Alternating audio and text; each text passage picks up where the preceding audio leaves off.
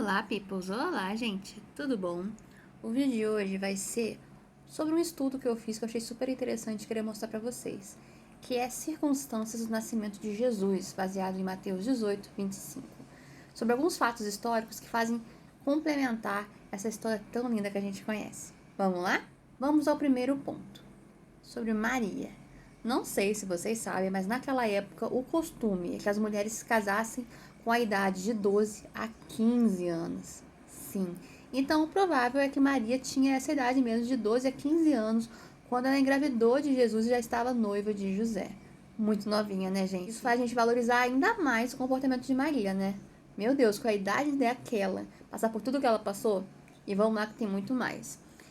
O noivado, é interessante a gente entender a questão do noivado. O noivado durava cerca de 1 ano. Eles se tratavam como marido e mulher, mas sem relações sexuais e não moravam juntos. Era um período que eles construíam a casa deles, preparavam o casamento, ela preparava o vestido que ia usar no dia do casamento. Então é um tempo de preparação um pouco parecido com o nosso, só que já era mais sério, era como marido e mulher. Tanto que o noivado era um contrato, que só podia ser desfeito com um divórcio mesmo, ou anulação e a morte, né? É claro. Então era muito sério, gente. Para poder acabar o noivado, era divórcio. Entende? Então é uma coisa muito mais profunda e séria do que é hoje em dia o noivado. E era nessa situação que Maria estava quando ela foi escolhida para ser mãe de Jesus. E o que acontece? Maria ter ficado grávida no noivado soava como um adultério.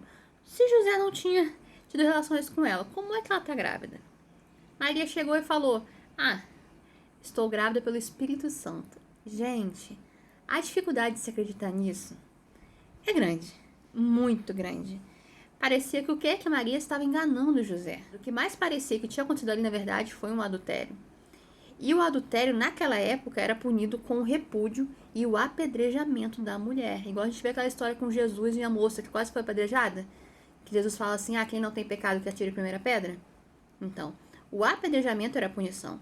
Então, quando Maria aceitou ser mãe de Jesus, ela colocou a vida dela em risco, porque ela sabia que isso pareceria um adultério. Ela tinha essa consciência porque era o costume da época. Ou seja, Maria corria risco de vida e viveu rejeição das pessoas, porque ela sabia que tinha sido engravidada pelo Espírito Santo. José depois ficou sabendo disso. Só que vocês acham que as pessoas acreditariam? Então ela colocou a vida dela em risco de apedrejamento e ver uma rejeição por parte das pessoas, ainda testando, colocando em xeque a dignidade e o caráter dela, como se ela fosse uma adúltera, uma mulher de má índole. Outro ponto é que, segundo o costume da época, o único capaz de julgar e condenar Maria era José, ou seja, era o ofendido na questão. Por isso que ele pensou em deixá-la em segredo, porque como ele não a acusaria, ela estaria em segurança. Se ele deixasse ela em segredo e fosse embora, por mais que as pessoas vissem que ela estava grávida, o bebê estava nascendo e tudo mais, ninguém podia condenar ela, mandar apedrejar ela. Só quem podia fazer isso era José. Por isso, ele queria, deixar ela em segredo para ela poder ficar em segurança. Eu achei isso uma coisa bacana, porque provavelmente ele não acreditou ou ficou muito incrédulo, né, gente? É muito difícil realmente acreditar que você está grávida do Espírito Santo. Ainda mais que isso nunca tinha acontecido, né?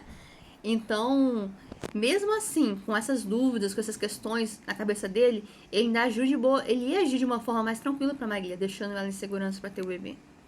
Mas tudo mudou para José quando o anjo falou com ele. Ele aceitou receber Maria como esposa. Até coloquei coraçãozinho ali. A Bíblia fala que ele era um homem justo. E ele fez jus a isso com suas atitudes. Mas isso provavelmente não impediu que ambos sofressem preconceito. Vou falar sobre isso mais ali embaixo. Ainda mais porque Nazaré, onde viviam, era uma vila pequena, com menos de 1 quilômetro de comprimento, gente, acredita? Bem pequenininha. E uns 300 moradores, onde todos se conheciam. Então qualquer história rolava rápido pelos ouvidos de todo mundo. E isso podia ser até um escândalo naquela época. Então provavelmente as pessoas conheciam eles há muitos anos, então podia ser um baita escândalo isso naquela época. Aí eu coloquei aqui. Maria, ao aceitar ser mãe de Jesus, colocou sua vida em risco, seu relacionamento com José em risco e com a família também, fora as acusações da sociedade que já era certo que ela ia ter.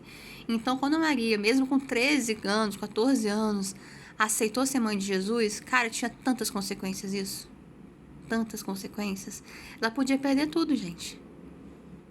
Olha isso, a própria vida ela podia perder, a relação com José, que deveria ser muito bacana, com a família dela, com o povo todo lá da cidade. Ela colocou tudo em risco, aceitando ser mãe de Jesus. Mas ela aceitou e com muito bom grado.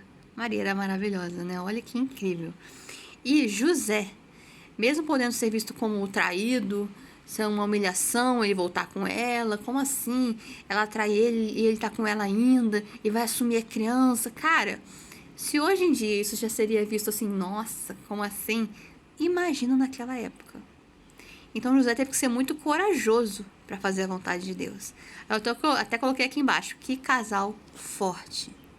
Que casal forte. Porque, gente, aceitar essa missão, que era ter o Filho de Deus, parece tão assim, nossa, que privilégio, que honra. E realmente foi um privilégio e uma honra.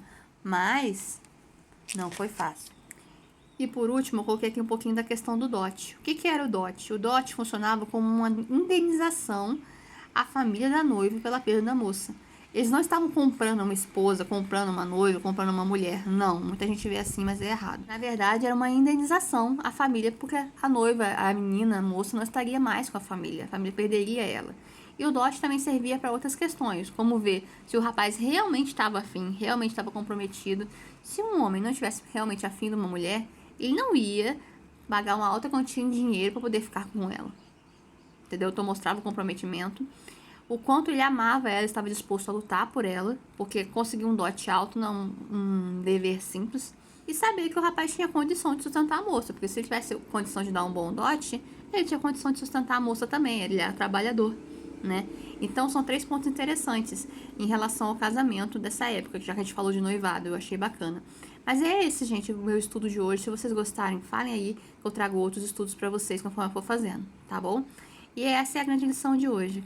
Se todo mundo tivesse contra você, mesmo assim você faria a vontade de Deus? Aí é isso, gente. Espero que vocês tenham gostado. Até a próxima. Tchau, tchau.